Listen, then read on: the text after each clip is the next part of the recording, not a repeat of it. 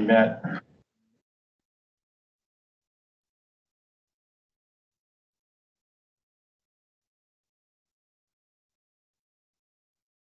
Wow. Lana drove up to Lansing. I should have come with you.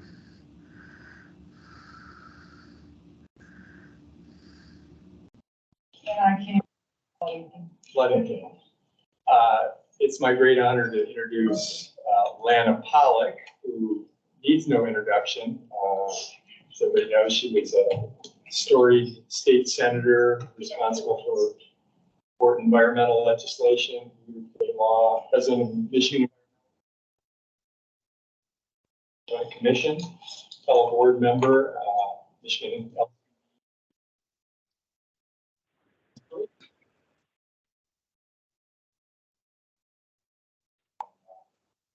We might have an issue with the audio. Can you all hear us?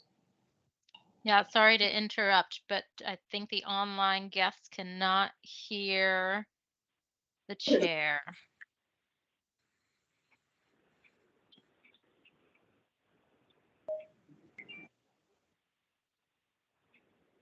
We're getting some yeses. It might be different no? People at different.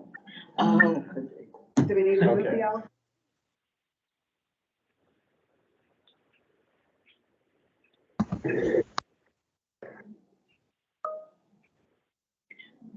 Sound check. Hello. Can you hear us? Can you hear me?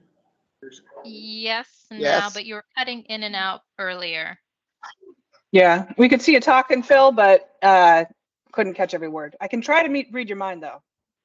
Okay. All right. I won't repeat all that, but the first order of business was to welcome our newest council member, Lana Pollock. One of the reasons I got involved in this work and a story. She also brought her husband, Henry Pollock, who's a preeminent climate scientist. Welcome, Henry. Glad you're here. So if you get a chance, give Lana a warm welcome. And I'm sure most of you know her. I also want to acknowledge and thank 3 people who have been reappointed and agreed to be reappointed to the council.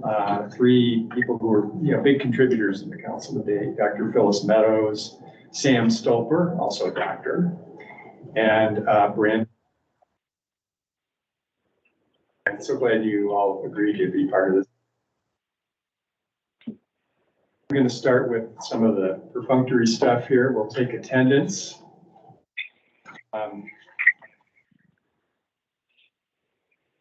The end, if I've left somebody important out, Director Boring here in person. Present, yes. Thank you for being here. Frank Beaver.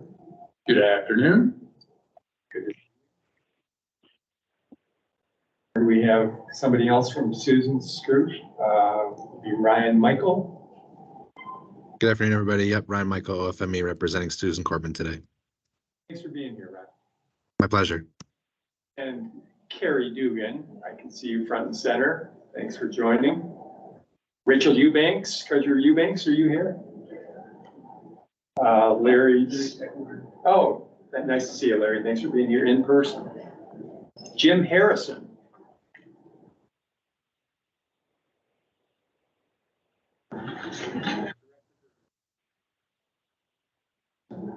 Or a delegate, Megan Grawn, maybe? Brandon, welcome. Good to see you again. Marty Jackson. I have her as maybe in person, but maybe not. Kevin Kolovar. Dow. No. Shannon Lott. We have, I think, Scott Whitcomb. Yeah. Representing. Yeah, thank you for being here, Scott. Phyllis Meadows, I see you. Good to see you again.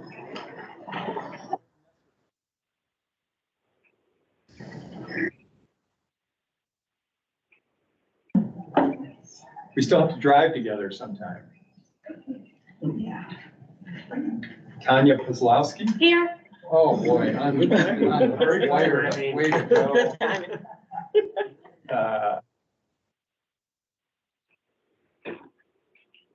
Scripps, are you here?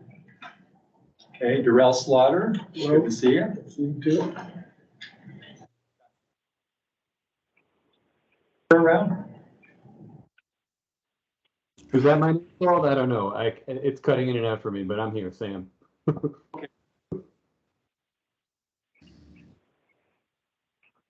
here. Brad Wyford. This is Niles Anel. I'm sitting in for Director Riefrick. Okay, thanks for being here. And Cynthia Williams, good to see you. Okay, there we go. All right, we'll do next order of business is we're going to adopt or hopefully adopt the meeting's agenda. Did everybody get a chance to look at it, study it carefully, memorize it? Any comments? Did I get a motion? Agenda? Mr. Slaughter, thank you. Anybody willing to second that? It's usually you get in there, Philip. Yeah, I think. I But are you up? Tanya? will second Okay. that, sir. We have a motion and a second. All those in favor say aye. Aye. Any- Aye.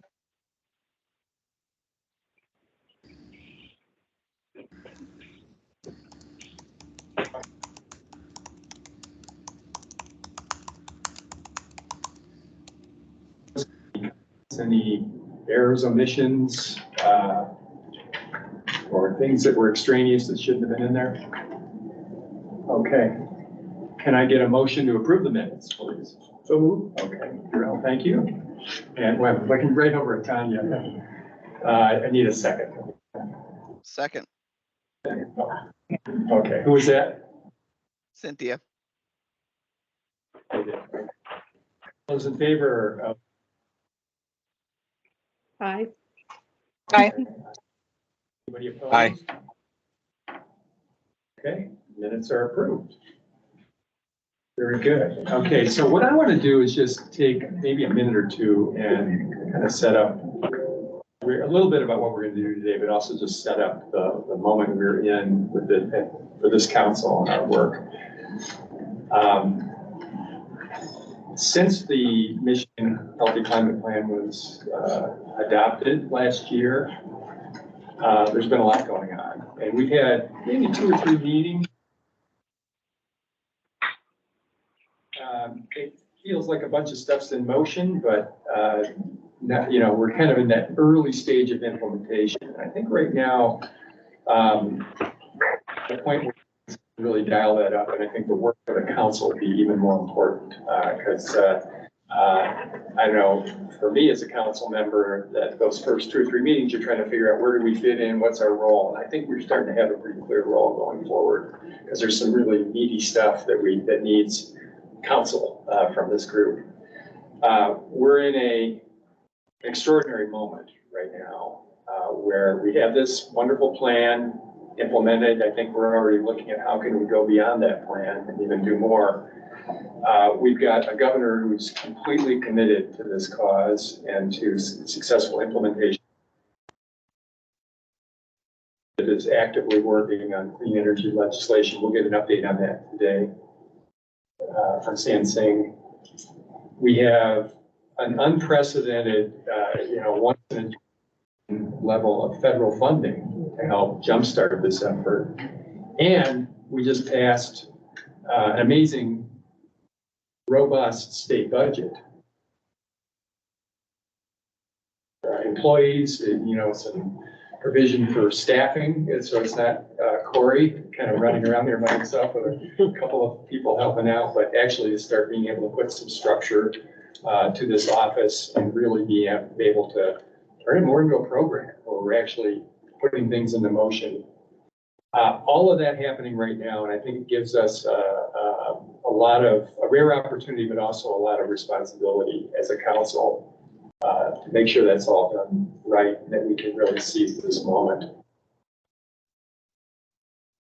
Pivoting to implementation, but the implementation is starting to get real now. Corey and team have done an amazing job of mapping out all the opportunities and aggressively going after federal funding. That was sort of job 1 here, just to let's get the money in the door here so that we can deploy it. And some of that is really happening now with some big rocks still to go there. I guess I'd just like to talk for a second about what the role of this council might be in implementation.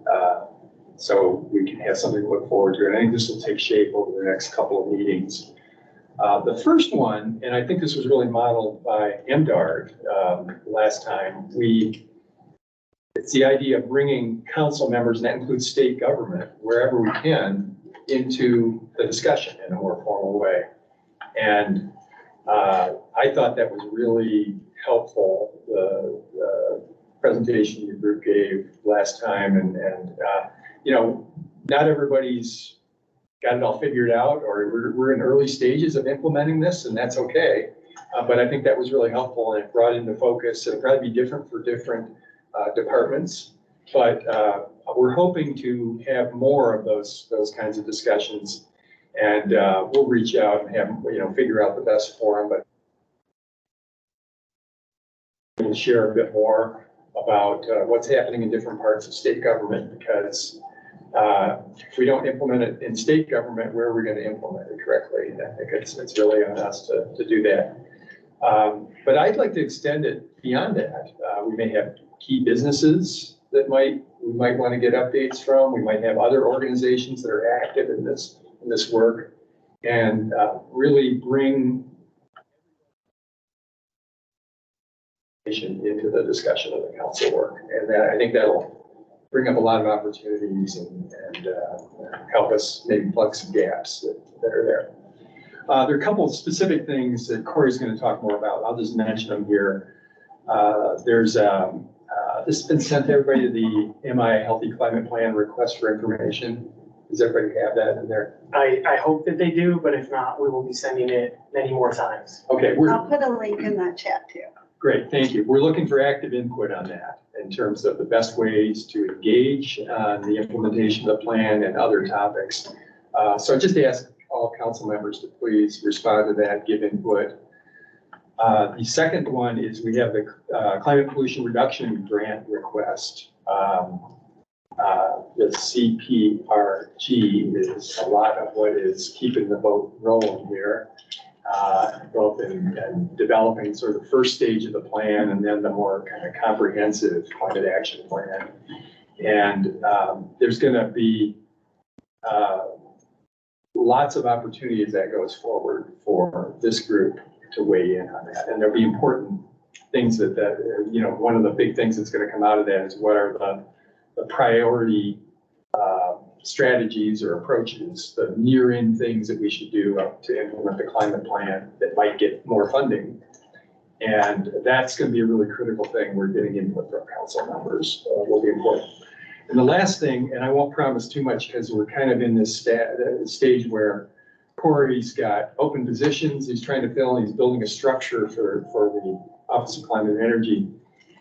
But we've got this high-level plan, and now what's needed is what are we actually going to do to put it into place? So a more detailed implementation planning under each of the key parts of the plan.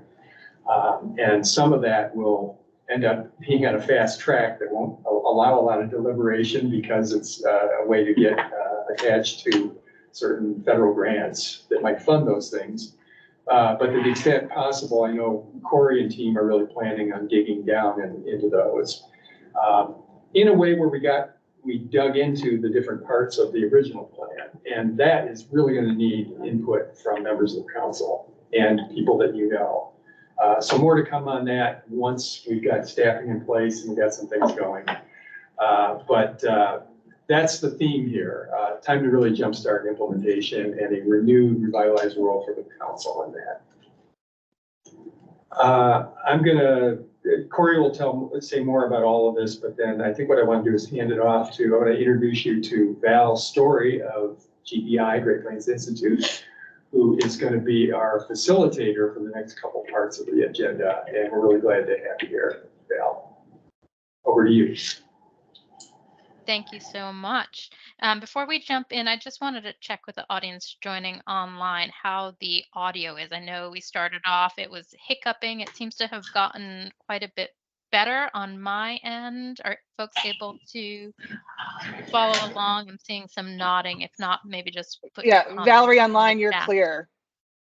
Okay, it was more from, I couldn't hear Chairman Roos very well at the beginning, but that sounds better on my end now. Hoping it does for everyone else as well, and saw some nodding there. So hello, everyone. I'm Val Story. I'm a senior program manager at the Great Plains Institute. For those of you who are unfamiliar with GPI, as we're called, we're a national nonprofit. We work broadly on decarbonizing the energy systems by bringing our technical and our policy expertise to facilitating difficult conversations. And my role here today is mainly to help with the Q&A portion after the presentations and to move the agenda along. So happy to be here filling in for Trevor Drake, my colleague who's out on well-deserved vacation.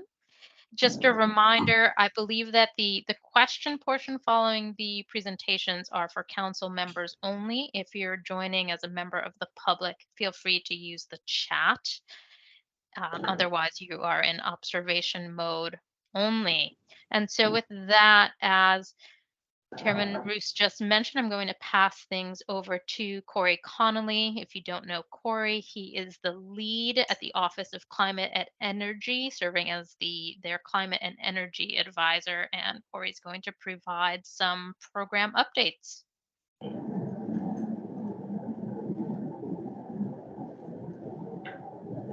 Hey everyone, 1 second while I make sure I get the full screen here and back up to the. Well, welcome everyone. I'm excited to give some updates here. I'll try to keep it brief. I'm going to try and get this done in about 12 minutes. I do want one housekeeping thing that I want to make sure everybody saw is that this is a recorded meeting. You should have gotten a note on that, but in case that didn't come through on your end or you didn't notice it. So I'm going to run through the update on kind of where things are at the office. I'm going to talk a bit about some statistical updates, some federal funding updates, some of the activity that's happened with the state budget, some activity in the legislature, which we'll hear even more about what's happening in the legislature later, and then some next steps around engagement. So this is our agenda for the entire day today. So I just went through what I'm going to talk about, but following me will be Senator Singh, and then following that will be our very own Regina Strong, environmental justice public advocate for the state of Michigan, to share an update there. So as you all hopefully are accustomed to, but generally the structure of our updates, we try to provide any statistical updates toward implementation of the climate plan at the beginning here. We only update on things that are new data sets. So for here, we have an update on EV and plug-in hybrid electric vehicles for 7.96% increase, and an increase of charging stations there by a raw number of 50. Again, in the climate plan, we're looking for charging infrastructure to support 2 million electric vehicles on the road by 2030. And that looks like probably another 100,000 charging stations statewide. So we have got a lot to do, but hopefully this shows, you can see the recent uptick, and I think that's just going to increase with more programs and more federal funding available. On a couple of other slightly less statistical updates, but updates nonetheless, we've been working harder to get the word out to everyone about what's going on with the state of Michigan as it relates to climate plan implementation. You can see there a breakdown of our latest subscriber list. If you're not on one of these and you want to be, please go to our website. You have to opt in yourself. We can drop that in the chat so that folks can sign up. But that is the main way that we're distributing things. We've started issuing a monthly climate bulletin with the major updates that are happening each month coming out of the state of Michigan and the climate office here. And we try to keep that broader than just the activities of our specific office, but really focus on what the broader state of Michigan is doing as it relates to climate plan implementation and climate action. Additionally, and this segues into the next portion for me here on federal funding, but a couple of updates on just how we're doing in terms of IRA implementation. We've brought over $21 billion to clean energy economy, and we're creating nearly 16,000 jobs, third highest in the nation, and we're doing an incredible job of getting new clean energy projects announced. This includes manufacturing as well as some more deployment side things, but I think a lot of the deployment where we're going to see more charging stations, more solar arrays, more energy storage, et cetera, decarbonization solutions is going to come in the future years as more and more of the project related funding rolls out. And a lot of the funding we're starting to see right now is more towards supply chain and manufacturing investments.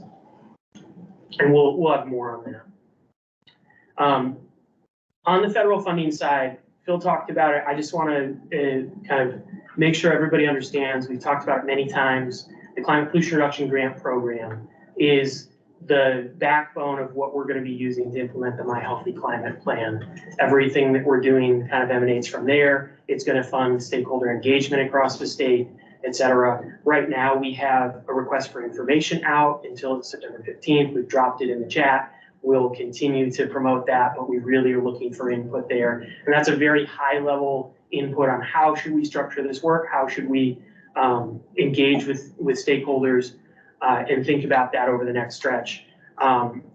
We're staffing up and adding capacity. We have an RFP out currently for the Climate Pollution Reduction Grant Program for consultants. That'll close August 30th. We just reposted question and answer on that. So if anybody's wondering, that's in the Sigma system right now, and we encourage folks to review that and finish their applications. For staffing, we're going to be posting for 2 positions shortly to help add capacity in the state of Michigan on this specific program. But again, this program is the foundation for all of the other work we're going to be doing. It's funding community engagement, it's funding staffing, it's funding additional work toward implementing and identifying. It even includes a requirement for us to identify other federal funding opportunities for us to take advantage of. So it really is meant to be the backbone of the work we're doing. We are going, and we're lucky that most states in the country have opted into this planning grant funding. We're lucky that we already have so much to work from with the My Healthy Climate Plan. So for us, we get to focus more on implementation and refinement, whereas a lot of other folks are starting from scratch and have a very rapid time frame to get this figured out. Again, moving forward, we're going to have community-based events. We'll be sharing that with council members, but also the general public. We'll be posting those across the state. We'll have virtual input sessions, and we'll have targeted input around some of the priority climate action strategies. Notably, this planning grant is meant to result in 2 deliverables. One is a priority climate action plan, which is what are we going to prioritize the quick hitting solutions for implementing the climate plan, and that is going to be due in the spring. So we're going to be doing a ton of work from now until the spring to get that figured out and getting input. After that, there's a comprehensive climate action plan, which is much more analogous to what our My Healthy Climate Plan is, but we'll be doing some deeper dive in terms of greenhouse gas inventory and refinement of the plan to kind of fill in any of the soft spots from our process based on what kind of the EPA's requirements are. And that is over a 4-year period. So we have time for that broader comprehensive climate action plan. So in the near term, we're going to be focusing on that priority process. And that's what you'll be seeing. That's the backbone of our engagement here. So other federal funding opportunities that, again, we will be leveraging those input sessions, those in-person work groups, et cetera. We're going to leverage those to get input on these other opportunities. The 2 biggest ones that our office is tracking, though there are a ton of others, and kind of too long of a list to go into total detail. But the one that I'll highlight right now is the Greenhouse Gas Reduction Fund Solar for All program. The Notice of Funding Opportunities released in June. We submitted an intention to apply for $300 to $400 million for a statewide solar program for low-income communities. 100% will go to low-income communities.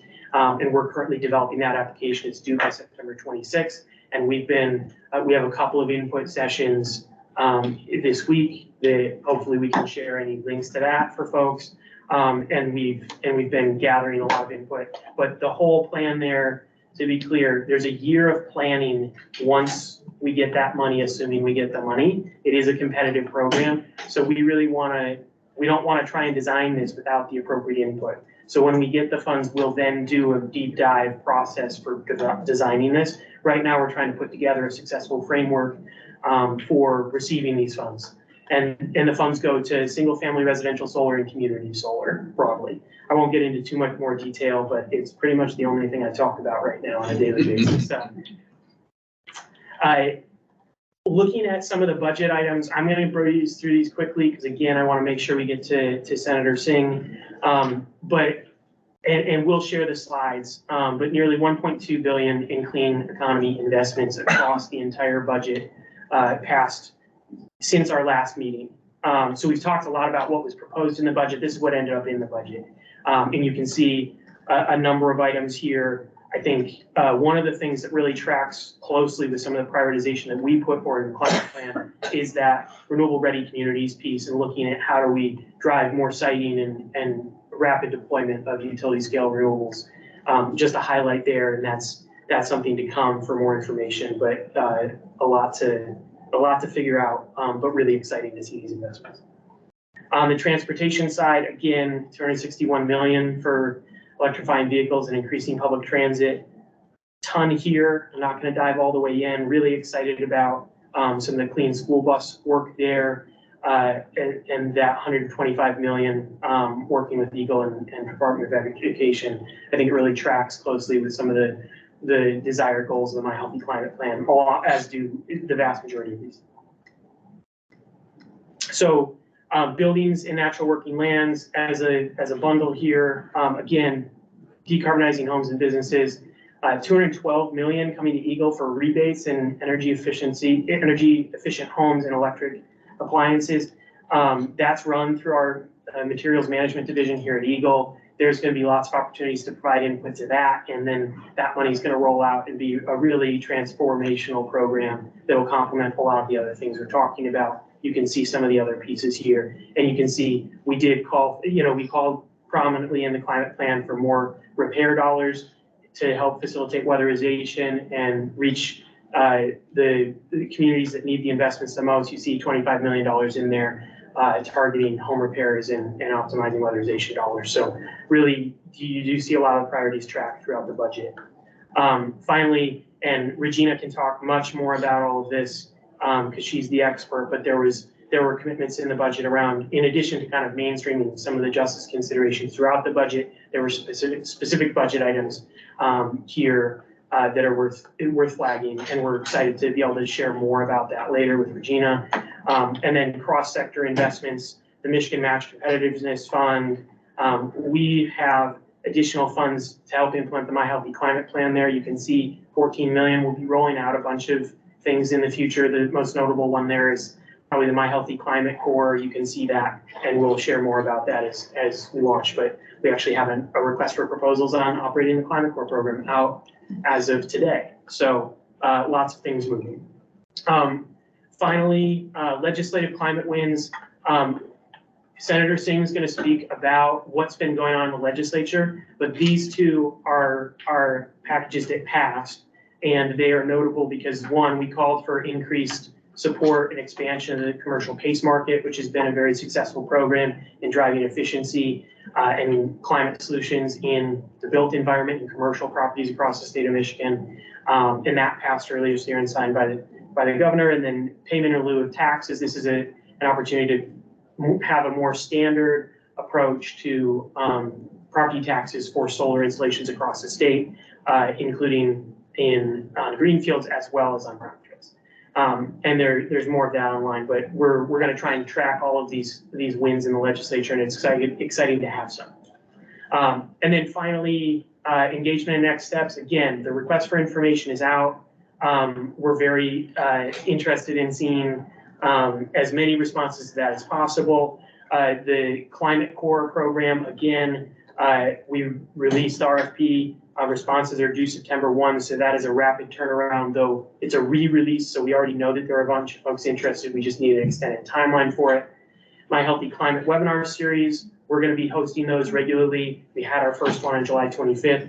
We're launching a website to help capture all of this so everybody knows what's going on, and we've got a draft My Healthy Climate Conference, May 16th and 17th, Lansing Center. Really hopeful to see all of you there and hoping we can build on what we did this past year in Detroit. So that is the the rundown of what I've got, and I can hand it back to Val. Thank you, Corey. Any questions from council members on any of those program updates before we move on? You can, I will look to you, Corey, for folks in the room. Otherwise, I'll look for raised hands online from council members. Any questions, anybody?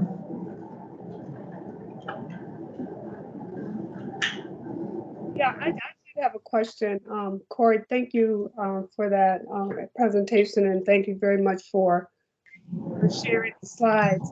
I was just wondering, excuse me, I'm fighting a cold, where you put in place, or will you be planning to put in place some ways of catching the data around what's happening? I know this is your forte, so I know this is probably a dumb question, but I think it's really helpful to see the data around where these resources are landing across the state, especially when we talk about communities, just to try to get a feel for, can we get a little granular view of where things are happening?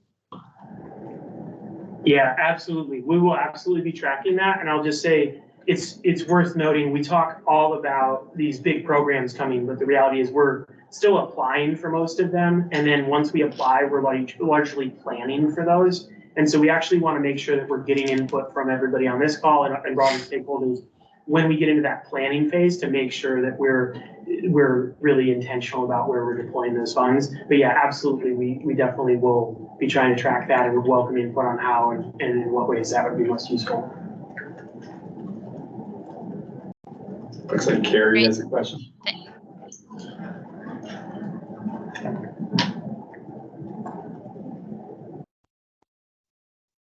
I see two hands raised on my end, and forgive me that I'm not familiar with your names, but Peck, I see your hand raised, and then I believe KCD is Carrie. Carrie Dugan. Going out of order. Great. I'll go ahead pretty quick. So I'm Jonathan Overpeck, for anyone who doesn't know what Peck means. But you can call me Peck. I'm interested in, I thought that was a wonderful presentation, Corey, and I'm very excited about how fast you're getting out of the gate. And I'm just, particularly getting the federal money is just, that's wonderful, but also the state money. And I'm just wondering, among the, the state money, there was a lot there, over $1 billion, and only 21 million for EJ, I think. And I'm just wondering if we're relying much more, I guess we're relying much more on the feds for ensuring the just transition, or just a little explanation there might be good. Yeah, I'm happy to share a little bit, and then Regina will probably have even more to share later. But I think one thing that's worth noting is just that all of those federal funding pots that are coming have the Justice 40 requirement on them, and we did call for that in the climate plan. We called for it on state funding as well. So there's a bit of it's included across, and so those are particular call outs, but we intend for that to be applicable across the different funding pools. And I'll also say other programs like the Solar for All program, 100% has to go to low to moderate income families, and there's a definition from EPA on that too. So I do think it's invested with that throughout, but I think it's a good flag in terms of making sure that we have specific investments around it, and not just that it's being integrated in. We want it integrated in everything, and we want specific programs around it, and that's, luckily we've got Regina to think through that for us. That makes sense. Thank you.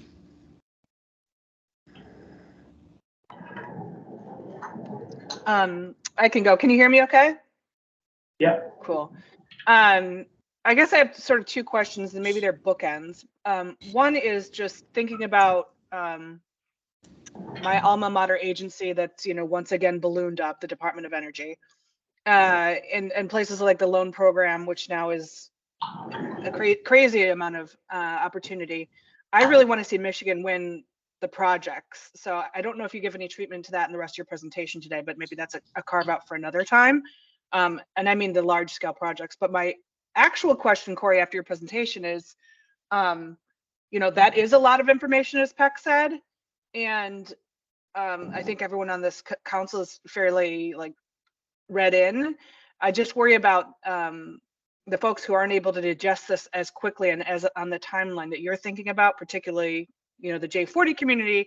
But like, I guess my question is around how it's being communicated. I know you're doing some stakeholder engagement events, but are we investing anything in making sure that the person who makes, you know, very small businesses, I mean, very, very small businesses given an opportunity here? And how are you thinking about communicating these opportunities?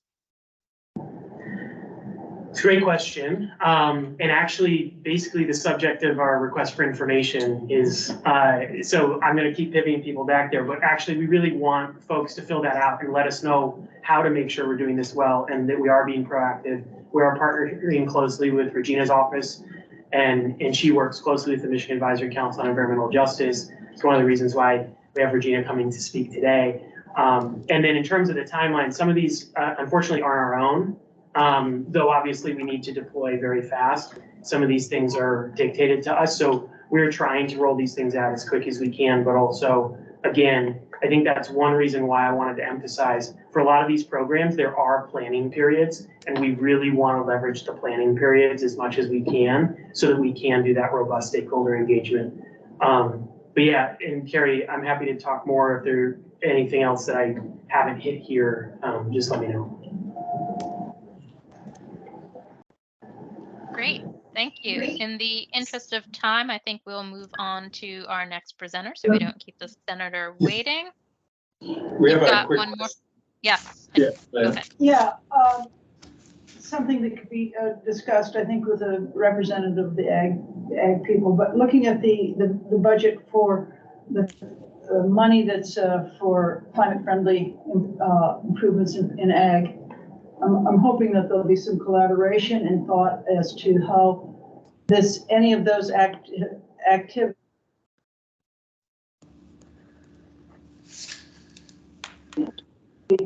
giving money for a program that might do one thing but creates a major, yeah. We have the expert and the Okay, person. so we can talk later or at some other time, or I'd be happy to hear your thoughts. I would say nothing more, I'm happy to talk more about it specifics, but we're specifically looking to link that climate resiliency funding up with our Western Lake Erie Basin efforts, with our MEAT program, all under kind of a broad umbrella of climate resiliency. It's all interconnected. Good, I'll be interested in following that. Thank you. Back to you, Val. All right. Well, I'm going to actually pass it over to Senator Singh. Thank you for joining us. The senator is going to be providing an update on what's happening in the legislature with an overview of some proposed bills and what's been happening in committee. Great. Thank you very much. Let me just check. Are you all running the PowerPoint for us, or is that something you'd like us to do on our end? If you have it on your end, you can go ahead. I did not have time to get it on the laptop ahead of time. She's saying you should run it. Yeah, if you can run it, Sam, that would be great. You should have access to share screen in the upper right-hand corner by the leave button.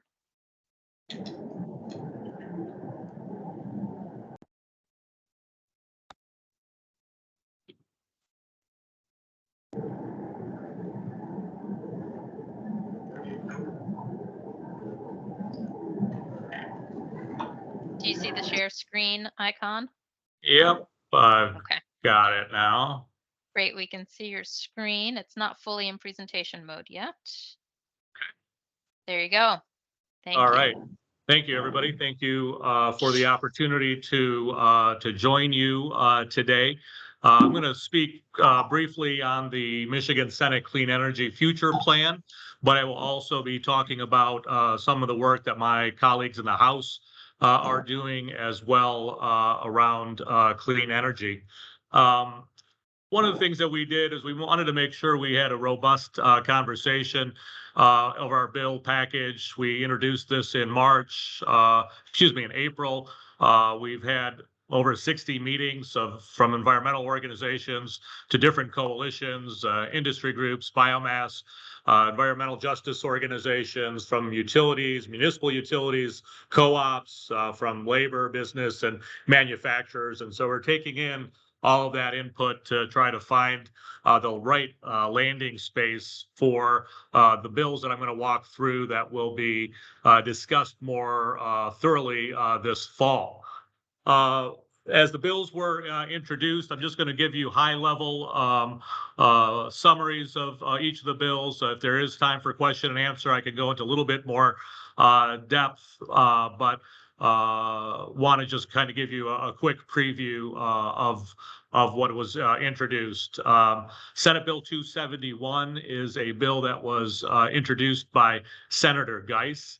It establishes, the main piece of this establishes 100% clean energy standard by 2035, and that includes a combination of renewable energy as well as what we are calling clean energy, and that could include a variety of other activities, including nuclear. We are looking at putting biomass back into this bill in a variety of other areas as well, but really wanting to move and push as far as we can adoption of solar, wind, storage, and other types of clean energy opportunities. The second bill is a Senate Bill 272. It's been introduced by Senator Sue Shink. And what this does is it helps expand the purview of the Michigan Public Service Commission and specifically allows them to evaluate climate issues, health issues, equity issues, and affordability issues as the commission does its IRPs.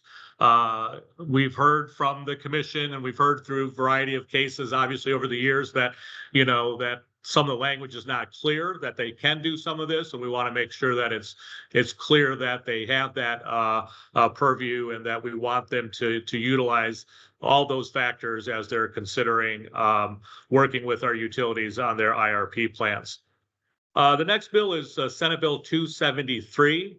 It continues our work on energy waste reduction in the state. It builds off of what is in the 2016 law. We're looking at creating a target at 2%. Currently, it's at 1%.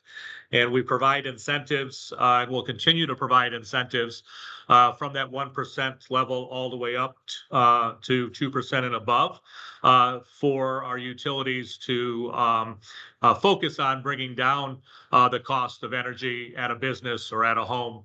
We're also looking to put back some level of engagement with our municipal utilities as well as our co-ops in this energy waste reduction program.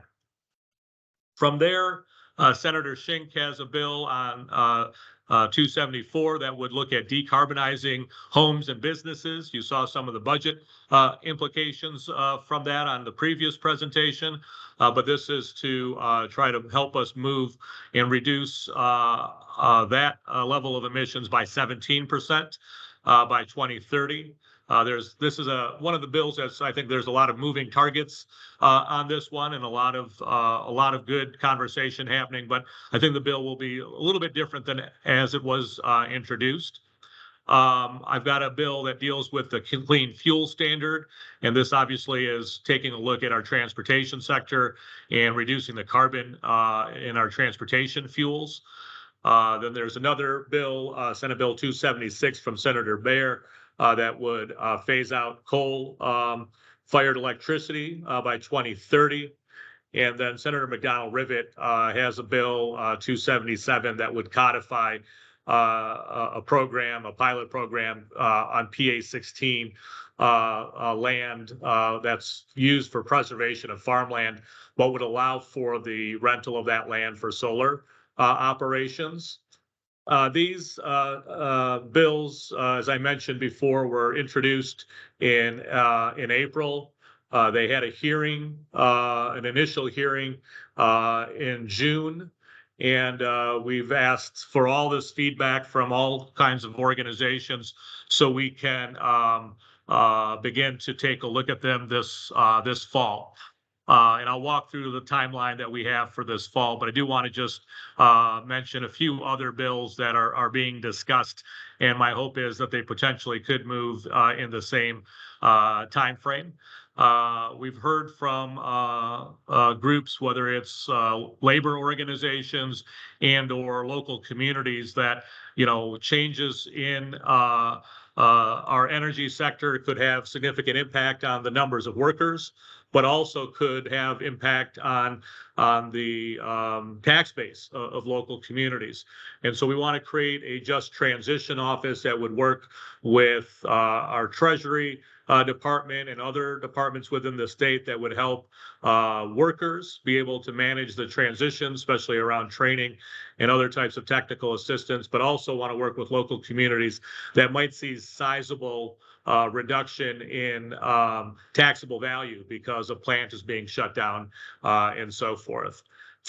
We've heard loud and clear from our utilities and municipal utilities that it's getting harder to site solar and other clean energy. And so we will be taking a look at how we work with our locals, but also take a look at how we make sure that we can do the siting that's necessary to be able to have the utilities meet the goals that they have for themselves, as well as the framework that we have here in the Senate Clean Energy Future program. And then I just want to mention, because I'm sure for a lot of people in the room, that there are other climate legislation that's been introduced in the Senate as well as in the House that deal with community solar or distributed generation. And those bills are in the Energy Committee, and I'm sure those will have conversations as we go through our process. This, as I mentioned before, starting back, the legislature will be coming back after Labor Day. We anticipate the first 3-4 weeks of session in September is where we'll be having hearings. And I'm going to go back to this slide. And the hearings that we're going to have in September will be around these 3 bills. Creating this 100% clean energy standard, changing the expansion of the Public Service Commission, and energy waste reduction. We'd like to work on the others as well, but these are the 3 that we will target in September with the goal to be able to move those over to the House. The good thing about these 3 bills is there are similar bills in the House that were introduced in June by a number of state reps. Betsy Kofia has a bill for the 100%. Representative Pahutsky has a similar bill for the Public Service Commission, and Rep. Abe Ayash has one on energy waste reduction. We all come to it at a different perspective, but those are similar in nature. And so those are the items that are that we will be working on, and so that is what we are aware of at this point in time. And as I mentioned before, our goal is to begin to have some very serious sessions of testimony on these 3 bills specifically. The great thing about this, that this is an offshoot of the work that has already been done by many members of this Zoom. These are items that probably are very familiar to many of you. These are items that have been found in the governor's My Healthy Climate Plan. And so we've used that as sort of our base as we've developed this legislation, and wanted to make sure that we could codify a number of those elements.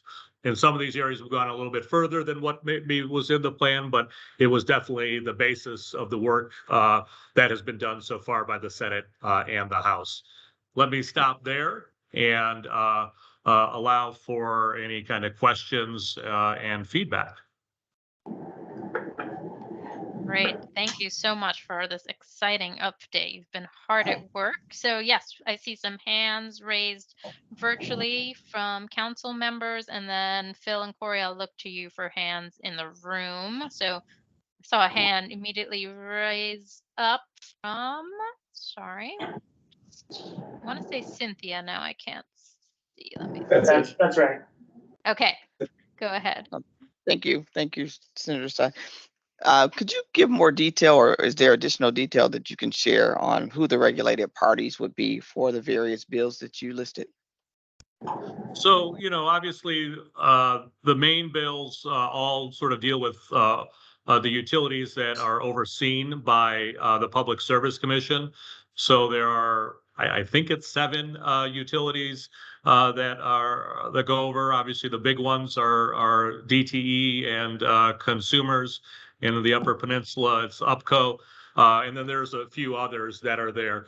On the energy waste reduction, we are trying to also bring back and maybe in a different format than was in the 2016 energy law that had energy waste reduction required of municipal utilities and co-ops, and we're trying to work with them to still create the mechanism for them to provide that for their customers. And so that law would oversee that. And then the 100%, overall in that main bill will also provide a pathway for those other utilities. They will need to share with the commission, though the commission doesn't oversee them, but share with them plans along with their own stakeholders on how they're going to get to 100%. But obviously the main set of bills have been really meant for our larger utilities that the commission already oversees. Thank you very much. Thank you. Let's go to the room now. Questions? What do you have questions? None here in the room. All right. Any more virtually? I'm not seeing any hands raised.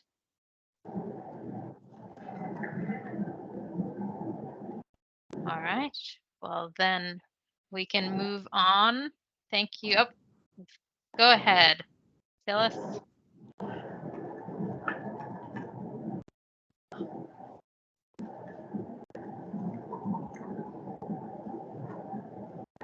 Do you have a question, Phyllis? I saw your hand raised, but we can't hear you. Oh, I was just talking to myself and having a good time there with the mic. Thank you, Senator, for the presentation. Look, there was one slide that you did that talked a bit about the community solar. And I know it's in development, but I was just wanting to get a sense from you, if you could shed some light on how those discussions are unfolding and what seem to be some of the threads that we need to be thinking about. Yeah, that's a great question on community solar, and it has been, because it was introduced earlier, it has been sort of on a separate track. But I think there is this unique opportunity. You've already heard about the federal opportunities that are available. The solar, I think it's the Solar for All program that the state is applying for. And I don't know, I've heard numbers from, $350 to $400 million. That program at the federal level, those dollars and resources are available for lower income communities for things like community solar and rooftop solar in those communities. The question that I've been asking and we'll be asking our friends in the utilities, but also at the Public Service Commission and so forth is, I want us to be able to access those dollars and resources. And so the question I'm asking is, what types of legislative language do you need to make sure that those dollars can come into the state and be quickly deployed? And so those are some of the answers I'm still waiting back from people. I've gotten a lot of different feedback from a series of constituency groups, but I'm obviously looking for more.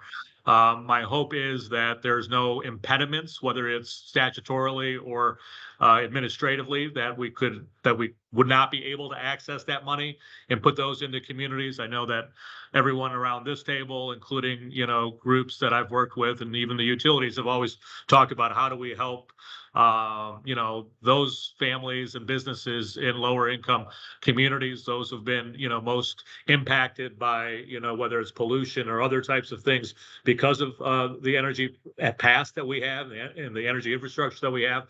So I just want to make sure that we're being able to access those dollars and resources in the most comprehensive way. And, my hope is if we need to make some changes within the legislation that we'll be debating in the fall, that we'll do it there. If we have to do it separately, I'm open to that. If we can do it in other ways, I need to understand that as well. But I think there's a unique opportunity for the state and the country for us to be able to deal with impacted communities and make sure these federal resources are quickly deployed in communities that are asking for this type of infrastructure in their communities. Val, we do have a question in the room. Lana Pollock. Hi, hello, Senator Singh. It's Lana Pollock here. And my question is something that you didn't mention. If you think it's relevant, I'd like to get a little status update on this. About the issue of siting very large solar, could be wind too, turbines. But if we're to make our goals, we're going to need we need to upscale these things. Get local politics involved, understandably. What's happening on that issue? There have been a lot of discussions over the summer on siting. They continue to be happening. I don't think we can implement some of the bills that I've talked about without siting reform happening at the same time. It's my understanding that I think the siting conversation will most likely start in the House. But there have been some significant conversations. They've been happening obviously for months. They've been happening for a couple sessions, right? But I think some language that's being looked at, that's being vetted with, obviously with a lot of stakeholders, with local governments and so forth. We were pleased that the legislature, supported the governor's, resources to local communities, the $30 million that would go to solar ready communities to be able to put in solar. But I do think we have to have a very realistic and pragmatic conversation about siting. We need to be able to do it so we can meet our goals. And that probably does mean we're going to make some changes in the way it has been done here in the state. And that's going to be part of the conversation this fall. As I mentioned, I think it'll start in the House, and I wouldn't be surprised that right after Labor Day, you won't see some bills introduced that will tackle the subject of siting. Thank you. I just two responses. Is one that sometimes the Senate does better at starting things apparently than the House. So I'm hoping that the Senate won't be shy if need be, but hopefully there'll be great collaboration. And the other thing is just to the council and to the governor, if Michigan's to be a leader, and you've already alluded to this, if Michigan's really to be a leader, that won't be done without changing the siting and dealing with the whole siting thing. It just won't happen. It'll be nibbling around the edges, and that's all important, but we need some big projects. Good. We had one more question, Tanya. Hi, Senator Singh. Thank you for your presentation. I just want to put on your radar, and I'm sure, or hope at least, that it's been part of the discussion thus far, but a critical piece of the community solar is ensuring that there's opportunities for community member ownership, and not just local government ownership, but actual community member ownership, so that if our part of our goal in that work is remediating the harm of environmental damage and addressing some of the systemic inequities in society, that it requires that we're doing that wealth building associated with ownership of those facilities. And so I think it's a tangential to the need for big projects to make this clean energy transition work, but that empowerment at the local level is also a critical part of that. So I just wanted to share that and make sure that that's part of the discussion. No, I appreciate that, and it has to be a part of the conversation as we move forward. I'm sorry, this one, Darrell has something. I'm sorry, this is the last, one quick question. Thanks, Senator Singh, for giving this presentation. I guess this is a question for you and Director Ruse in terms of this body. Is there a role for us, I guess, going into the fall in terms of, how this package unfolds? Do you envision us having some type of role in that process? I guess for both of you. Yeah, Senator. Well, I think from, my perspective, it's just the engagement with our members on both sides of the aisle. I'm hopeful that at least some of these pieces might find some bipartisan support. There might be a couple things like mandates and having, 100% might be something that might not necessarily be there for some of my colleagues on the other side, but items like citing and other areas might have some bipartisan hope as we go through this process. But it'll be that engagement, make sure that bringing your expertise, whether it's testifying during these sessions on these bills, if you have feedback on the bills as they were introduced, we are always taking that information. But I'm not suggesting that this is going to be an easy lift for us this fall, but I think it's an important inflection point for the state. And I think, these are conversations that we've been having, that this group has been having, that need to eventually get implemented. And so however you see your role in whatever capacity, whether it's as an individual or as a whole, as an entity, we welcome that. But I'll leave that to your leadership all to sort of decide on what's the best engagement strategy. All right, thank you. I see we have one more virtual hand raised. I'll call on you, Dr. Meadows, if you have a quick question, and then I want to bring things back to our next speaker. Thank you. Yeah, thank you. Thank you, Valerie.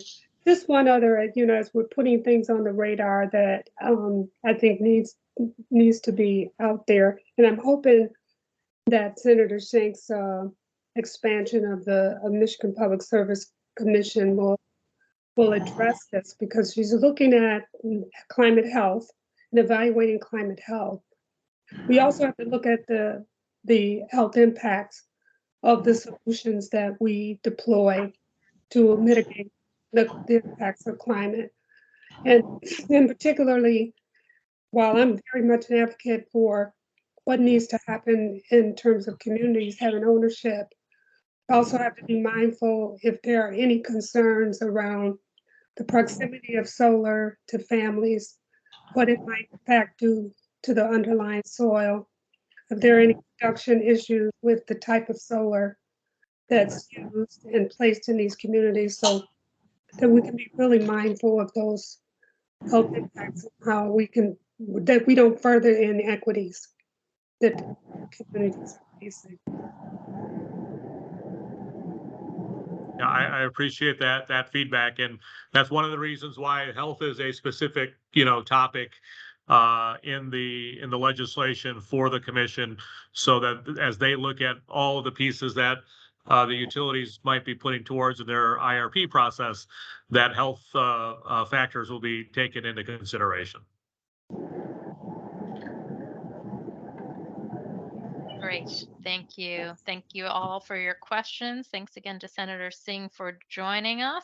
I'd like to now turn it over to Regina Strong she's the Environmental Justice Public Advocate, and she's going to provide an update on the MAC-EJ, Michigan Advisory Council on Environmental Justice.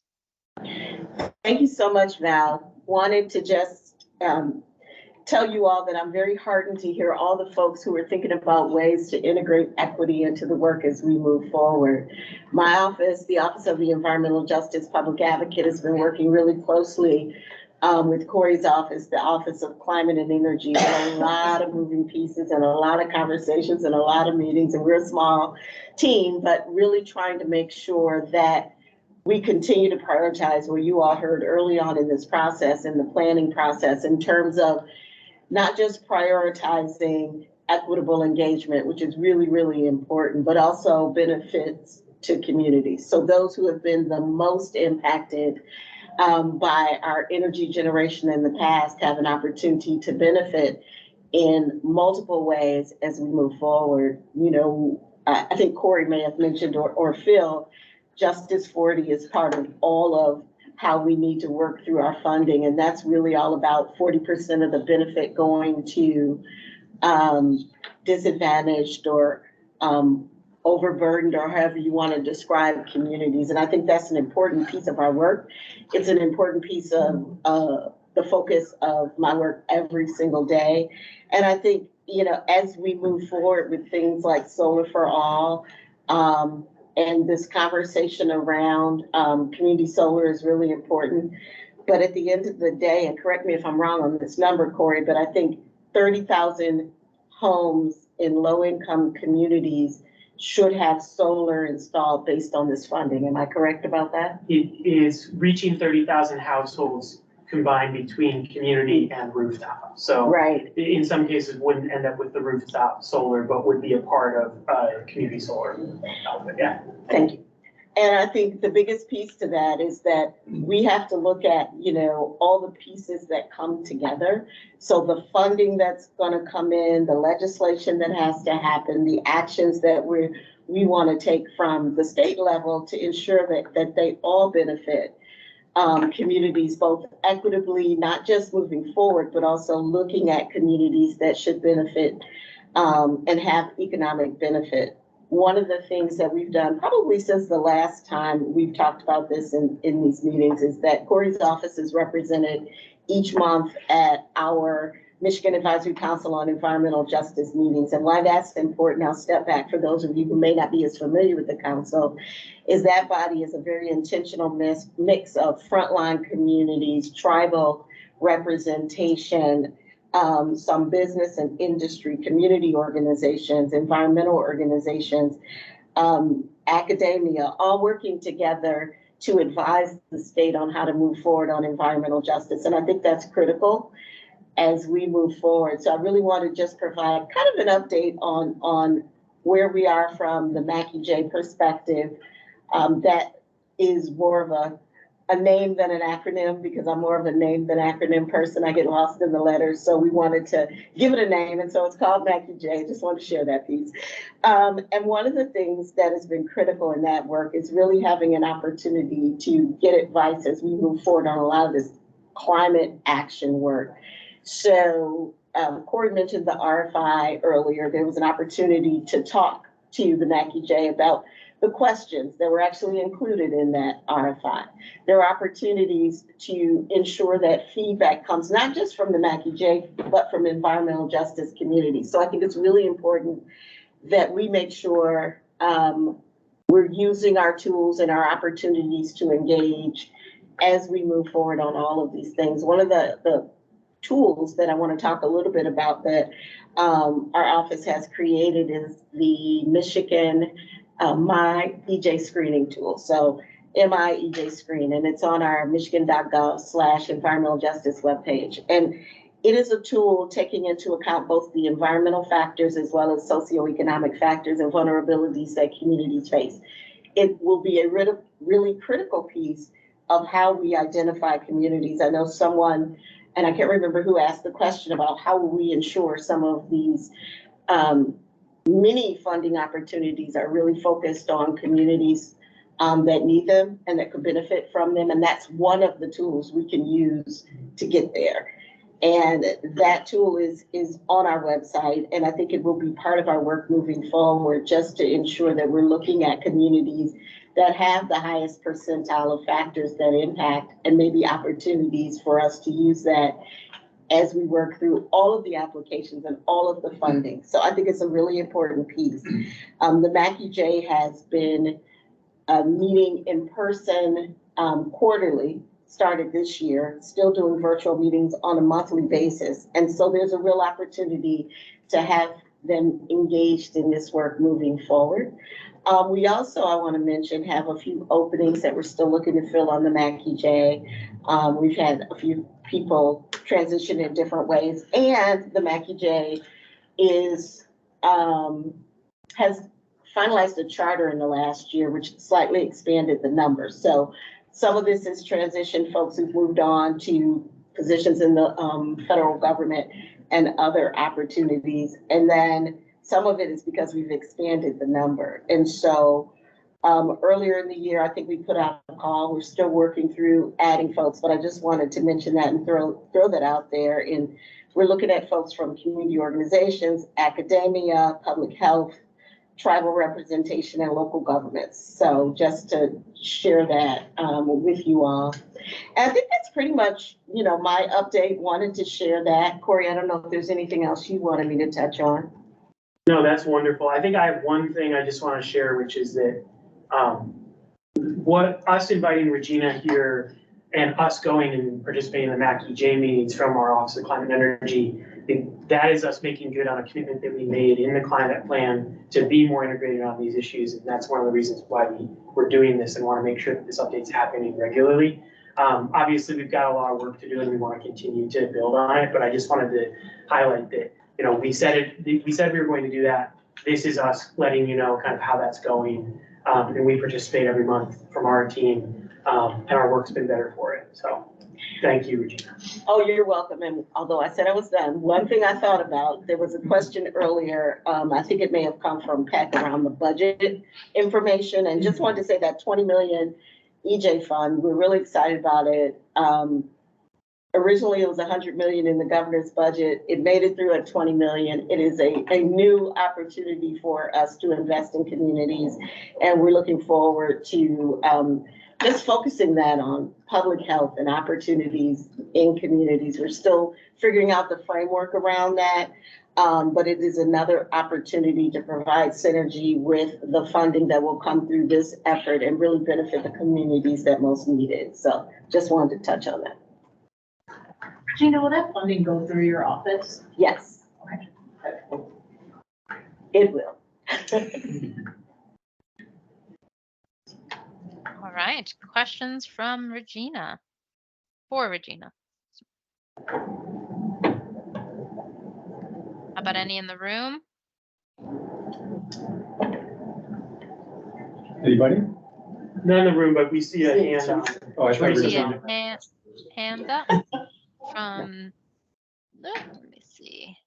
Oh, There are 9 companies. right. Yeah, so Val, but Teresa's a member of the Mackey-J. Yes. I think we should go ahead and let Teresa go ahead and share, but just for everybody else's awareness, the question and answer is typically reserved for climate council members.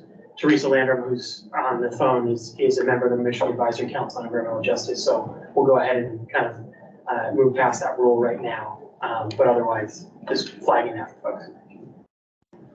All right, thanks, Corey. Teresa, the floor is yours. Thank you so much, and thank you, Ms. Strong, for that review of what the Mackey-J has been working on. As Ms. Strong has stated, the combination of academia, organizations, and community folks represent the Mackey-J. And in that conversation, we have been working strong, very, very, very pushing strongly, I should say, to incorporate EJ in all aspects of the My Healthy Climate Plan. So because we know that is very vital, the most impacted communities are that I represent are impacted communities. So I just want to bring that to the point. Nothing else. I just wanted to make that comment. Thank you. Thanks, Teresa. Thank you.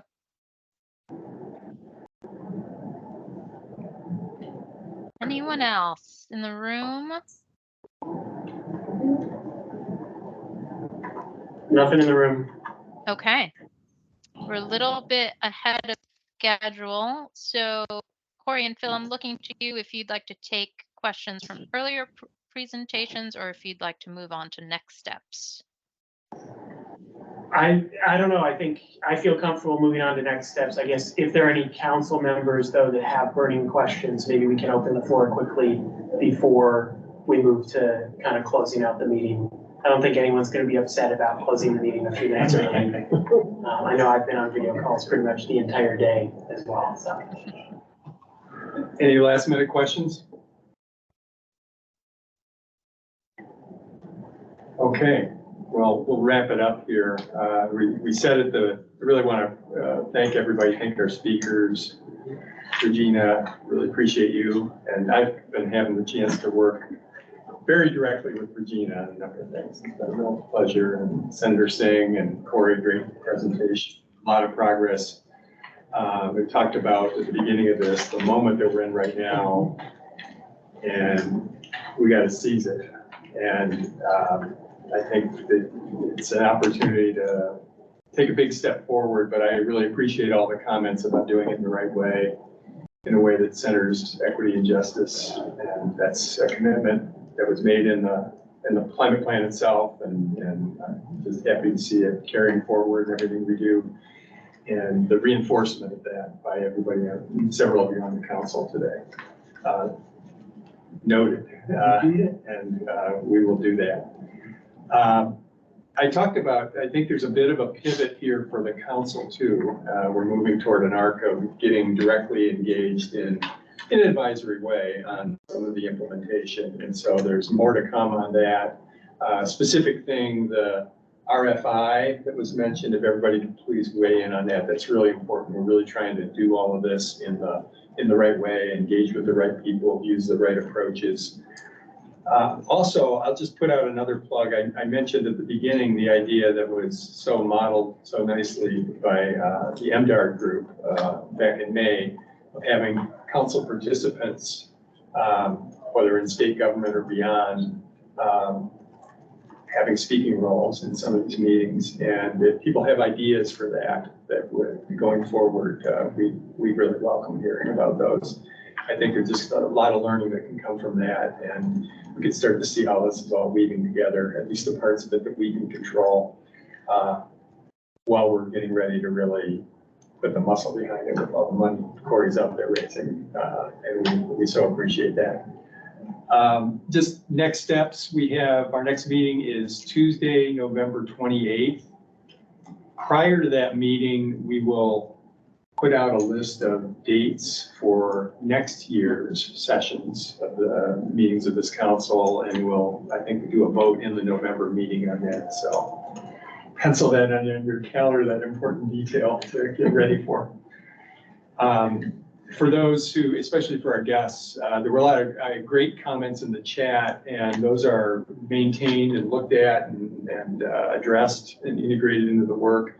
Just know that everybody has access to the meeting materials and other resources at michigan.gov/climate, and further written comments can be submitted via email to eagle-climatesolutions@michigan.gov.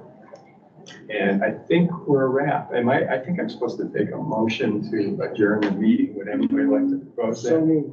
Mr. Slaughter, thank you. Scott, thanks so much. Any discussion? All those in favor? Aye. Aye. Aye. Any opposed? Thank you all. Great to be with you. thanks, everyone. Good job, Roger. Yes. Thanks so much. Here's a big lift. Yeah.